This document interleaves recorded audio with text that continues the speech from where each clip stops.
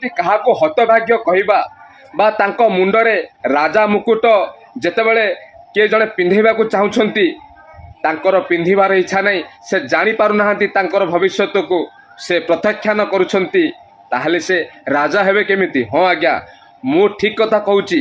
ସୌରଭ ଗାଙ୍ଗୁଲି ବା ଦାଦା ନାଁରେ ଆପଣ ଯାହା ଜାଣିଛନ୍ତି, ବିଜେପି ତାଙ୍କୁ ୱେଷ୍ଟବେଙ୍ଗଲର ପ୍ରମୁଖ ଚେହେରା କରିବାକୁ ଚାହୁଁଥିଲା ଏବଂ ପରବର୍ତ୍ତୀ ପିଢ଼ିରେ ଯେତେବେଳେ ବିଜେପି ଶାସନ କ୍ଷମତାକୁ ଆସିଥାନ୍ତା ସେ ହେଇଥାନ୍ତେ ପଶ୍ଚିମବଙ୍ଗଳାର ମୁଖ୍ୟମନ୍ତ୍ରୀ।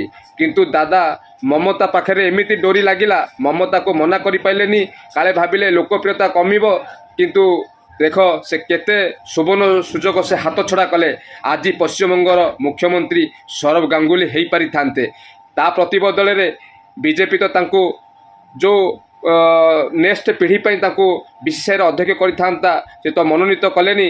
କିନ୍ତୁ ଏଇ ଅମିତ ଶାହା, ଏଇ ଯେଉଁ ବିଜେପିର ଚାଣକ୍ୟ, ବିଜେପିର ହାଇକମାଣ୍ଡ ମୁଖ୍ୟ ରଣନୀତି ପ୍ରସ୍ତୁତକାରୀ ଅମିତ ଶାହା ତାଙ୍କ ଘରକୁ ଯାଇ ତାଙ୍କ ଘରେ ଲଞ୍ଚ ମଧ୍ୟ କରିଥିଲେ ଏବଂ ବହୁତ ପ୍ରକାର ବୁଝେଇଥିଲେ ଦାଦାଙ୍କୁ, କିନ୍ତୁ ଦାଦା ମାନିନଥିଲେ।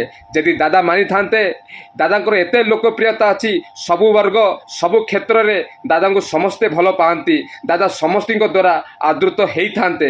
କିନ୍ତୁ ଦାଦା ଭୁଲ କଲେ, ଦାଦା ଟିକେ ସତ୍ସାହସ ଦେଖେଇଲେ ନାହିଁ।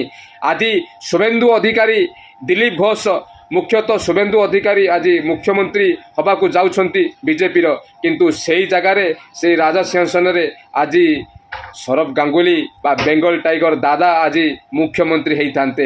ଆଜି ସମସ୍ତଙ୍କ ମନ ନାଚିଥାନ୍ତା, କିନ୍ତୁ ତାହା ଦାଦାଙ୍କ ଭାଗ୍ୟରେ ନାହିଁ।